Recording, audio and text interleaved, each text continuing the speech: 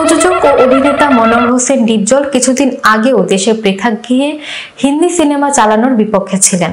শুধু তাই নয়, আন্দোলনের ঘোষণা দিয়ে বলেছিলেন, হিন্দি সংস্কৃতি আমাদের দেশীয় সংস্কৃতির জন্য খারাপ, হিন্দি সিনেমা যেন আমদানি না হয় সেই চেষ্টা করব।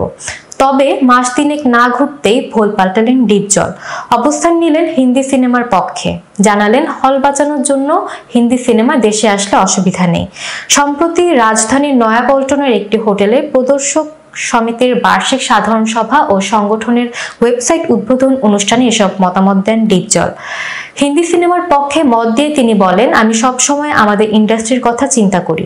হিন্দি সিনেমা ইন্ডাস্ট্রির জন্য ক্ষতিকর, তবে এখন হল বাঁচাতে হবে। তাই আপাতত সবার সঙ্গে আমিও একমত, হিন্দি সিনেমা আসুক। একই সঙ্গে আমাদেরও ভালো সিনেমা নির্মাণের বিকল্প নেই। এদিকে ডিপজলের হিন্দি সিনেমার পক্ষে অবস্থান নেওয়ায় বেশ খুশি চিত্রনায়িকা নিপুণ আক্তার। নিজের জন্মদিনে ডিপজলের এমন মন্তব্য শেয়ার করে নিপুণ ফেসবুকে লিখেন, আমার জন্মদিনের উপহার। সেক্রেটারি থাকাকালীন আমি আমাদের সিনেমা হল বাঁচাতে হিন্দি সিনেমার প্রস্তাব দিয়েছিলাম।